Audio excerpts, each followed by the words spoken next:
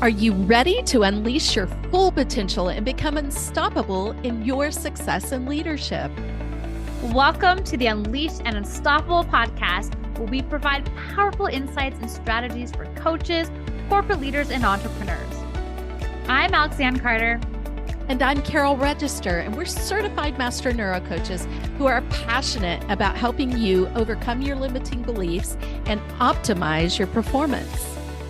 Each week, we'll be sharing actionable tips and strategies using neuroscience, from interviews with industry experts to solo episodes, to help you lead a life of power, purpose, and possibility on your own terms. Join our community of like-minded individuals. Hit subscribe now, and let's be unleashed and unstoppable together. So you might see this affirmation a lot everywhere about, I have enough time to do everything that I dream of, right? And Carol and I both know that when we see that affirmation, we hear that affirmation, we read the affirmation, you're probably noticing a little bit of resistance to that because your brain's probably telling you, what are you talking about? I don't have enough time to do everything, or I feel overloaded, or I feel like I need to be better at time management. And we want to really unpack what's really going on with, or how do you actually really lean into this affirmation, quote unquote, right? And we know we've had episodes before we talk about affirmations and how we got to be really careful with affirmations, and especially other people's affirmations.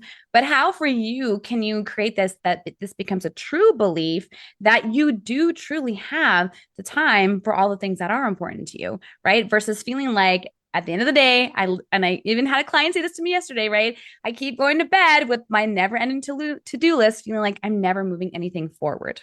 Yeah. So, Carol, let's unpack this a little bit of like, how do we even create this, to become our reality when we're looking at time management, looking at our time, and to transition from time scarcity into an abundance amount of time, to create that feeling that we really do truly have enough time to do all the things that we truly desire to do.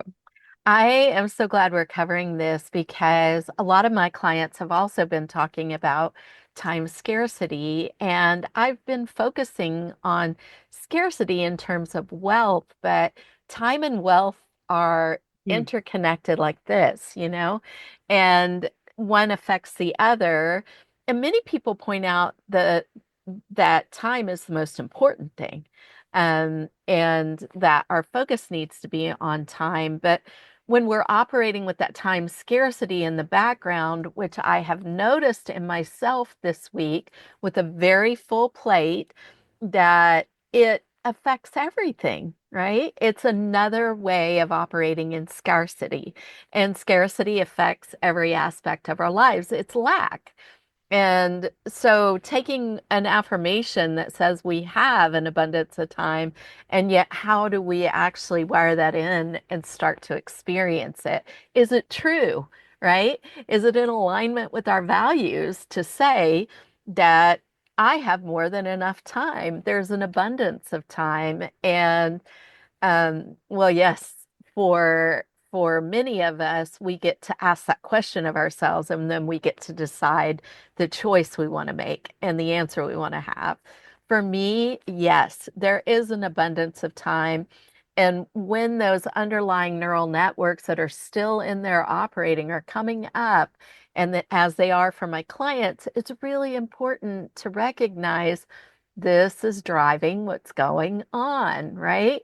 And why is it driving what's going on? Well, it's because we're making our decisions over 95%, some say, from what's in our subconscious. So if I've got a subconscious belief, a neural network wired that tells me that I've got a scarcity of time, then that's what my world's going to look like. That's what my perspective is going to look like. But we all have, the same 24 hours in a day. And I'm not even getting into the quantum realm and Einstein, where Einstein tells us that time is relative. Maybe I'll bring up a good example there in a minute. But it is something that we get to go in deep and start to turn around what will actually work for us, what will put us into flow. And I love that you mentioned the ongoing to-do list. To-do lists, by their very nature, are ongoing. Mm-hmm. So, how do Yeah. we approach a to-do list that seemingly never ends? Well, that's just it. It's never going to end, right? As long as we're productive and, living joyful, abundant, full lives, we're going to have things on our list that we're wanting to accomplish. So speak into that, Alex. When we have an ongoing to-do list, what do you see are key factors to help us keep help bleh, I'm tongue-tied. Like how do we keep us out of time scarcity? How do I stay out of time scarcity when I've got this ongoing to-do list that I know is really technically never going to end? I think one of the first thing is really tapping into priorities, right? And it's really funny that we're talking right now about to-do lists because I've been experiencing the dance, right? The cognitive dissonance dance between, feeling like, oh, there's an abundance amount of time. And specifically, this is about getting ready for our move to Panama, right? There's abundance amount of time. We've got 2 months ahead of us.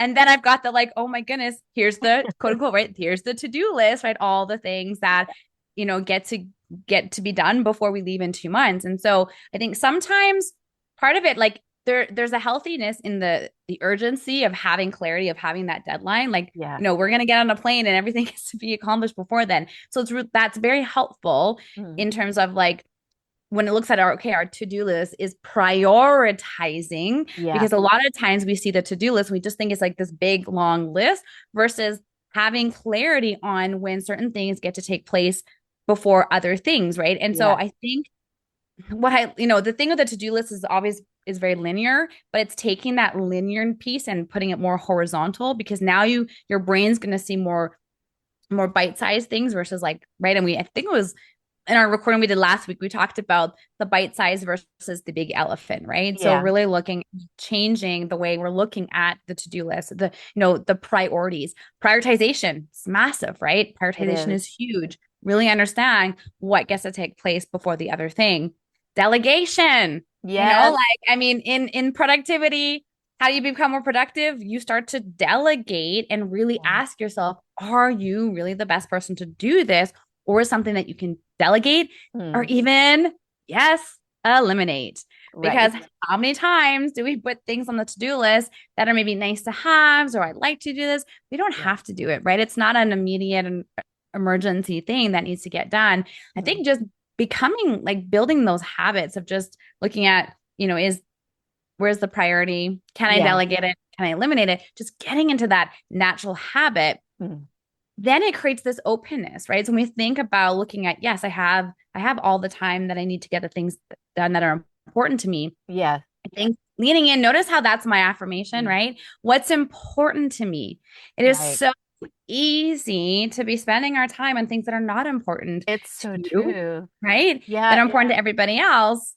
And And it clarifies, it keeps us out of, like you were talking about, eliminate. What I have found is the shiny object syndrome. Our yeah, brains, when we're focusing in on something new that we've never done before, and we're stretching and growing, it is very, very likely that there are going to be a lot of distractions that fly your way. Well, the RAS is activated for those distractions as a protective yeah, mechanism for this newness in your brain. Because remember, when your belief system is used to operating in a pattern, your your whole system is going to be protecting that. It's going to be protecting that pattern, and the growth is going to be new and uncomfortable.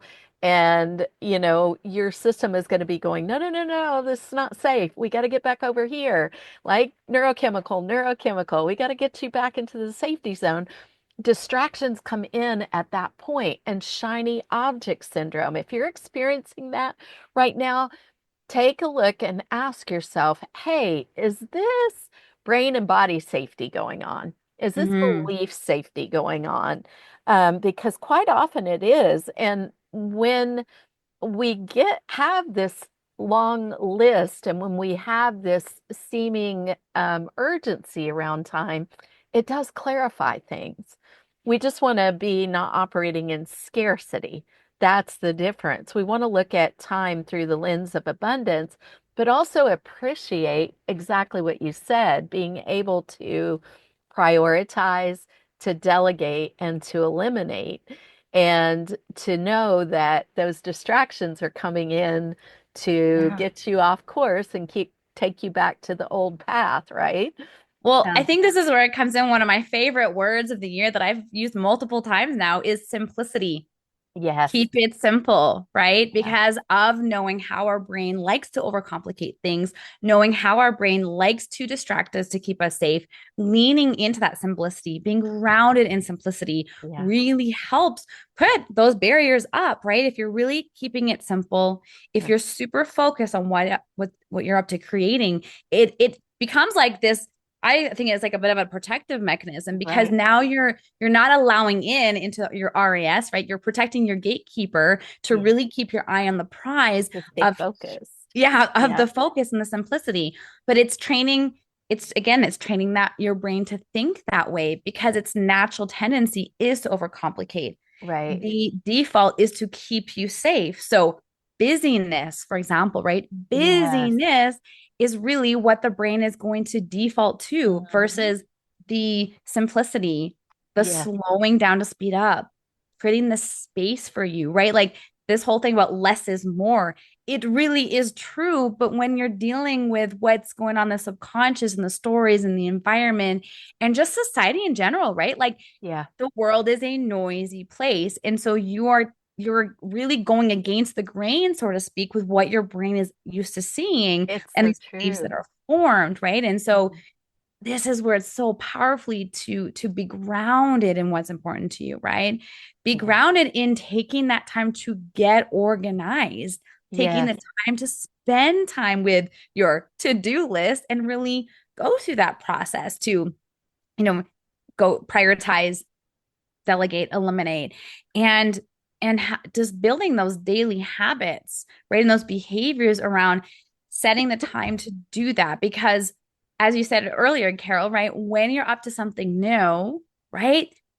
And it's unfamiliar to the brain wants to go back to the default. Even though Yeah. the default doesn't serve what you're up to creating, it's just the automation, the And automatic I think it's habit, right? important to point out that it's our beliefs aren't just housed in the brain. Our subconscious Yeah. is in the body. So when we think about our belief system, it's the body, mind, spirit is working Yeah. to keep you in your safety zone, which is the familiar old pattern. And so looking at time scarcity through the things we were just talking about, I think is so important. The simplicity is a huge message because it is it's something where we need space to expand. We're expanding, we're growing, Mhm. and busyness doesn't allow for space. And busyness can also be a big distraction from pain, from healing Yeah. that gets to occur that's going to affect us at the identity level to help us to operate in the new place that we're wanting to operate in.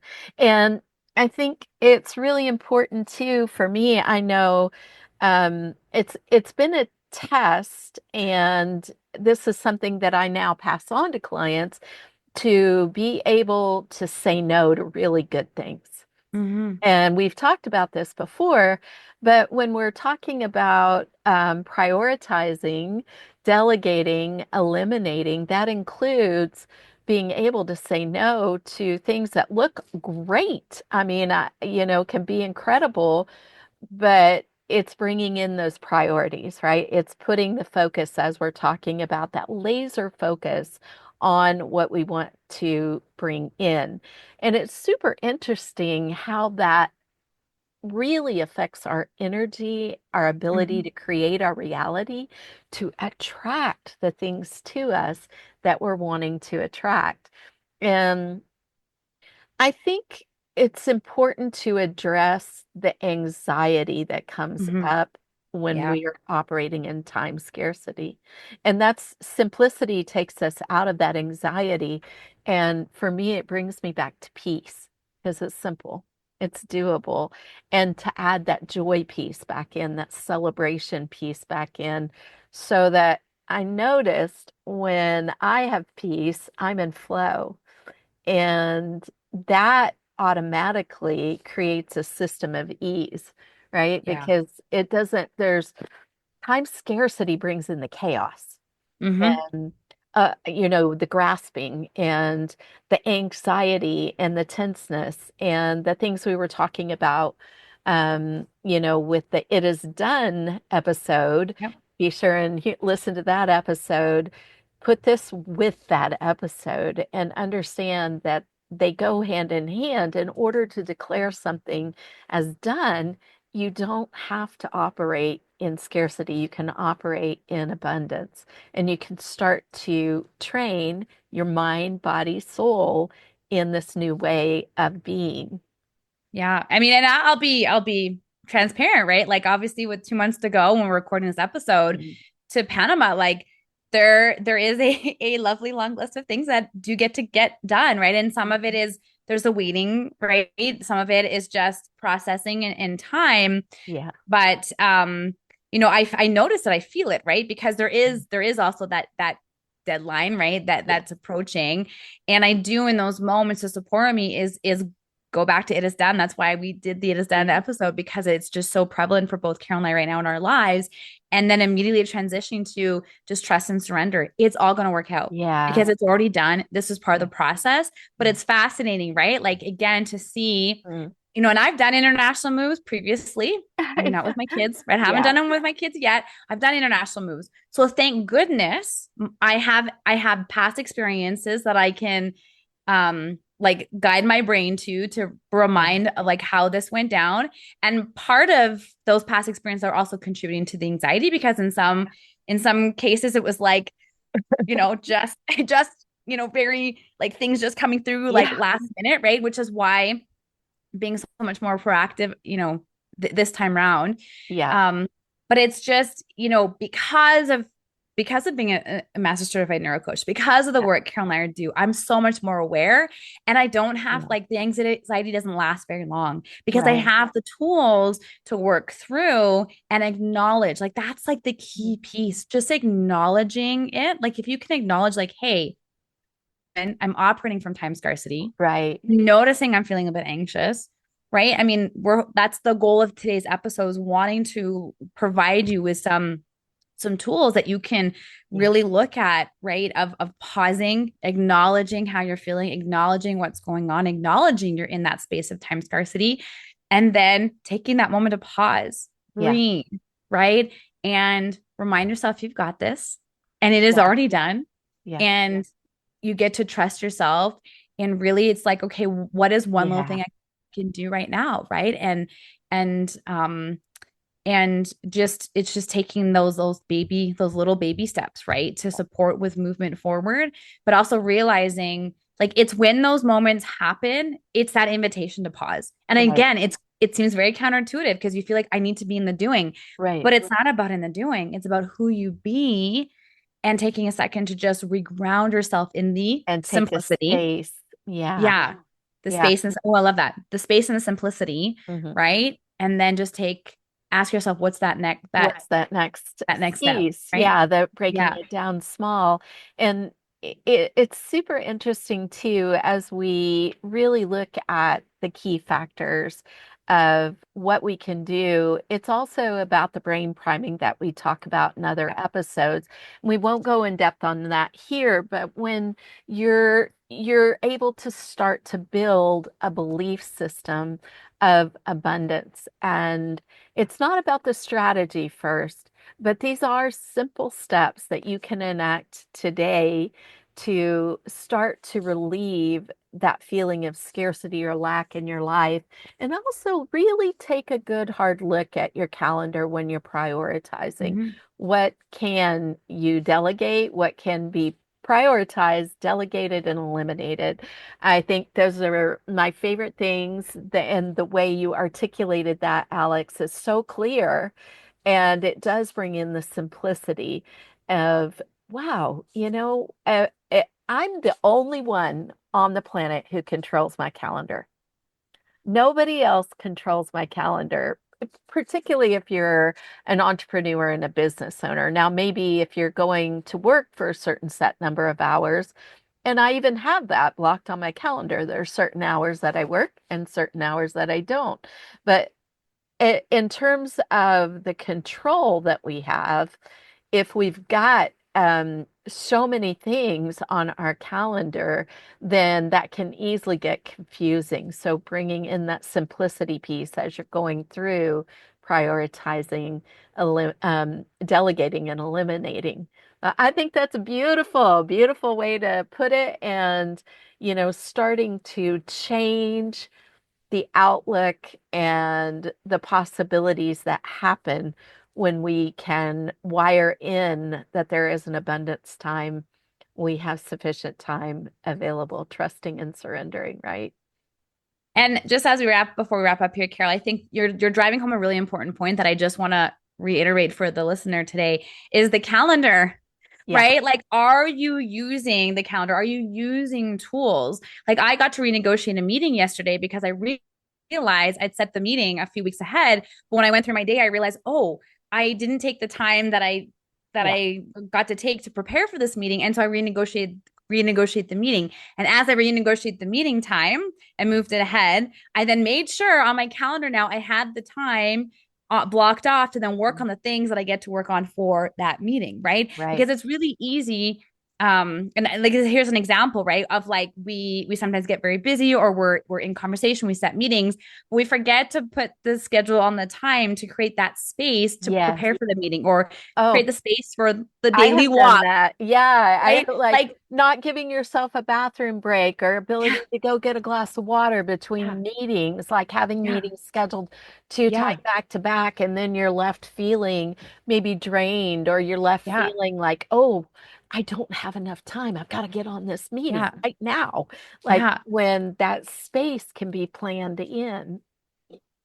It's so right. And I've done multiple workshops before about paying yourself first, right? And so if you are listening and like I do this all the time, I revisit the calendar because life changes, season change, children get older, right? Like life changes. And so the way that the time is even delegated in terms of how I'm delegating my time for different tasks, it gets shifted. Flexibility is so important. Yeah, so I agree. And I love, like I'm embodied by you pay yourself first model because it is about, the self piece is like schedule your sleep in, right? It's important to like schedule in the sleep and the self-care, right? Make sure that that's on there. The exercise, the movement, those brain breaks, right? The things that light you up, the things that you love to do, if it's hobbies, if it's just dancing in the kitchen with your kids, right? Get that on the calendar. And then the fuel piece, the nutrition piece that we talked about. Those meal breaks, no joke. Like, I don't know how many times when I was a director, I'd come home every day and my husband's like, why is your lunch bag full? I said, because I didn't have time to eat lunch. And he noticed that pattern, right? And that's a pattern. That's a belief. I don't have time to eat lunch. So the fastest, easy way to shift that, rather than taking the time to eat was like blocking on my calendar. So I stopped booking meetings during that time. And if you look at my calendar now, you will see I have my lunch break, I have my walk break, right? And it's building the habit to creating that space for the things that are important to you, right? And checking in. I think that regular check-in to make sure that what's on the calendar is still in line with your priorities and your focus will make a massive difference when it comes to really leading with time abundance. Because you're in control of your time and calendar and you get to choose how it's being spent and what is important to you and what goes on there. Wow. So good. So good.